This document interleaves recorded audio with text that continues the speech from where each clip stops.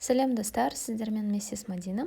Ағылшын тілін 0-ден бастап үйрену сабақтары желісінің бүгін 4-ші сабағы. Дайын болсаңыздар, кеттік. Ең алдымен 3-ші сабақтың үй тапсырмасын бір тексеріп шығайық. Дәл осы тексті сіздер жақсылап оқып шығу керек болатынсыздар, ешқандай қатесіз. Ал енді мен оқып шығайын, сіз өздеріңізді тексеріп шығыңыздар. I have a bike. I have a lime. We came late. We go home. I hide a file. We made a kite. We save some time. Бүгін мен сіздерге акцент туралы кішкене мағлұмат бергім келіп тұр. Қазақ тілінде біз өзіміз күнделікті өмірде көп сөйлегендіктен өзіміздің акцентіміз өзімізге байқалмайды. Бірақ ағылшын тілінде көбісі акцент болғаны үшін кішкене қиналады. Бірақ бұған еш қиналмаңыздар, себебі қазақстандықтар үшін немесе Ресейде тұратындар үшін біздің тіліміз ағылшын тілінде идеальный болуы маңызды емес.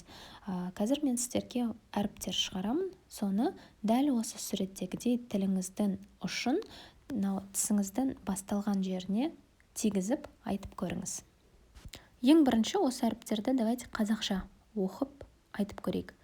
Т, Д, Н, Л.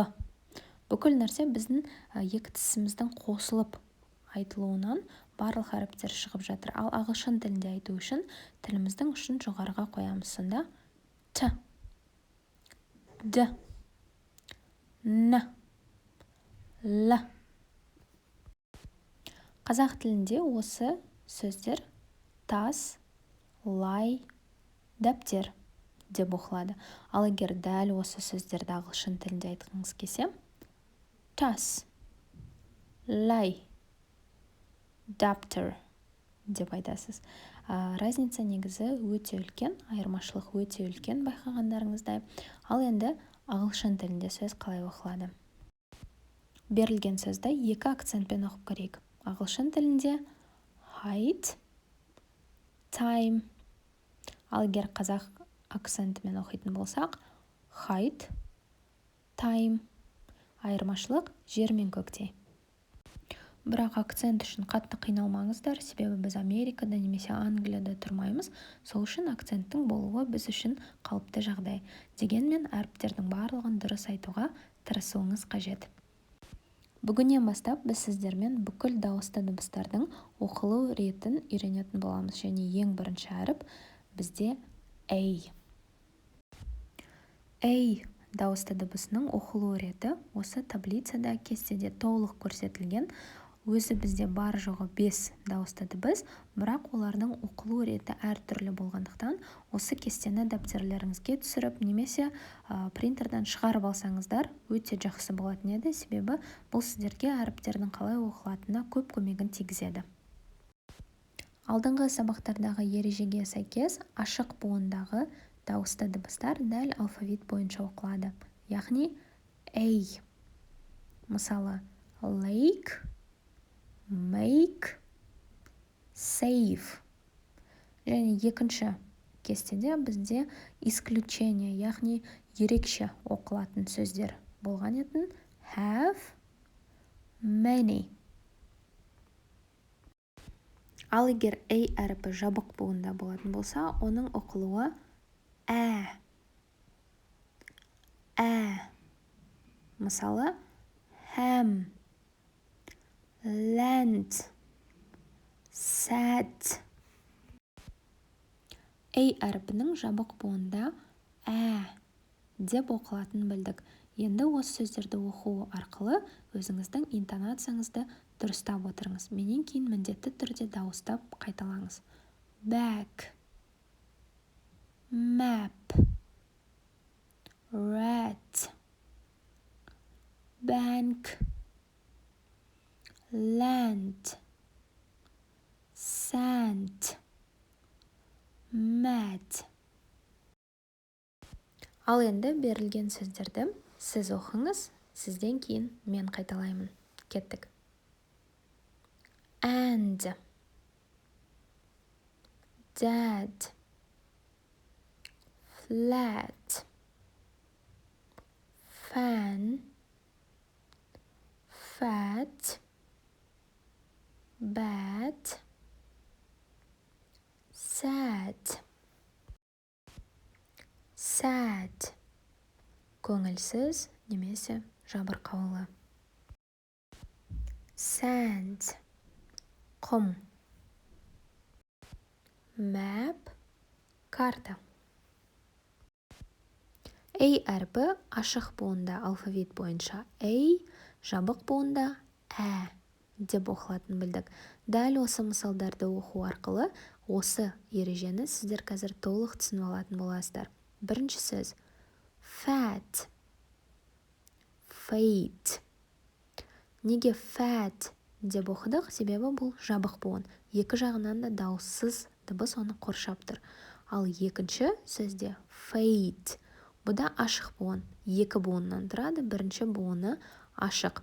Келесі сөз get, gate. Hat, hate.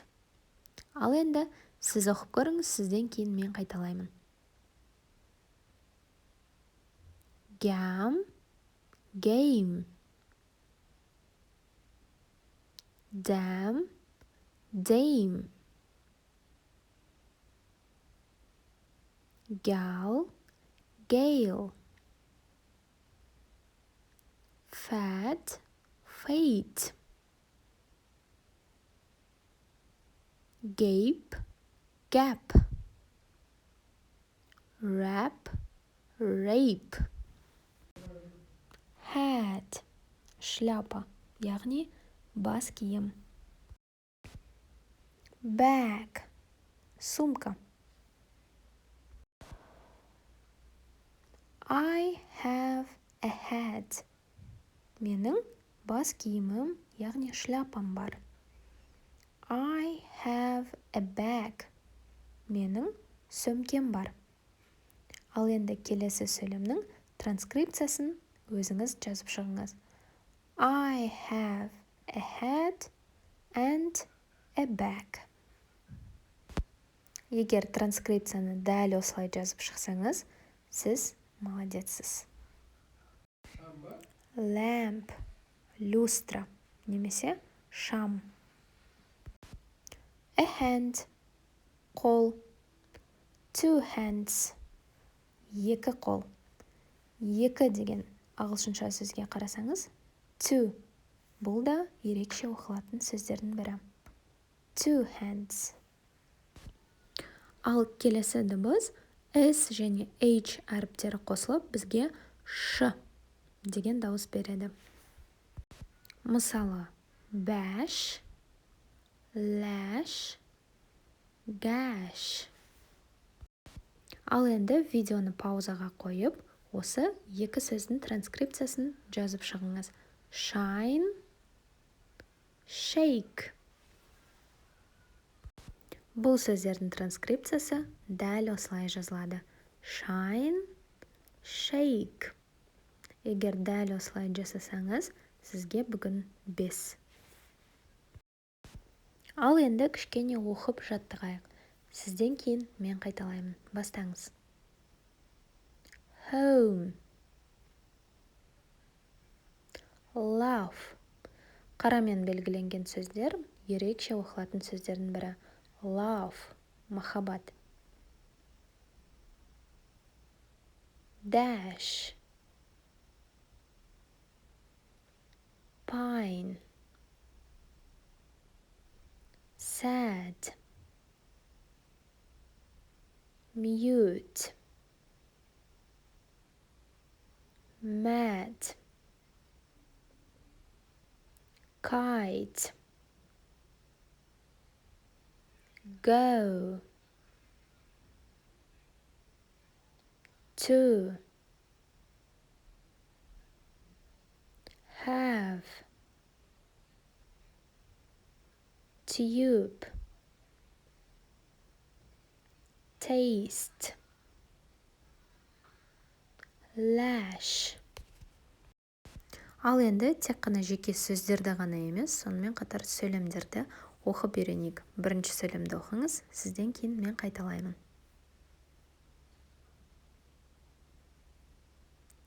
I have a lamp and a hat. Менің люстрам және шляпам, бас киімім бар.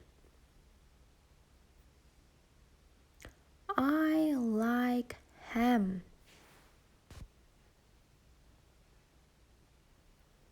I like handmade hats. I drive home. Бүгінгі сабақта қорытындылай келе, A әрпінің ашық буында A, жабық буында деп оқылатынын білдік. Сонымен қатар S және H әріптері бірігіп, бізге Ш деген дауыс беретінін анықтап алдық. Осы мәліметтердің барлығын толық меңгерген болсаңыз, келесі сабаққа өтуге болады. Ал егер миыңызда әлі толық жатталмаған болса, онда сабақты тағы да бір қарап шығуға кеңес беремін. Ал енді үй тапсырмам. Дәл осы сөздердің барлығын екі бөлікке бөліп шығыңыз. Бір бөлігі A деп оқылуы керек, ал екінші бөлігі деп оқылуы керек. Егер осы жаттығуды ешқандай қиындықсыз тез жасап шықсаңыз, сабақты сіз толық меңгердіңіз деген сөз. Сіздермен болған миссис Мадина. Видео ұнаса, каналға тіркеліп, лайк басып, міндетті түрде пікір қалдыруды ұмытпаңыздар. Goodbye!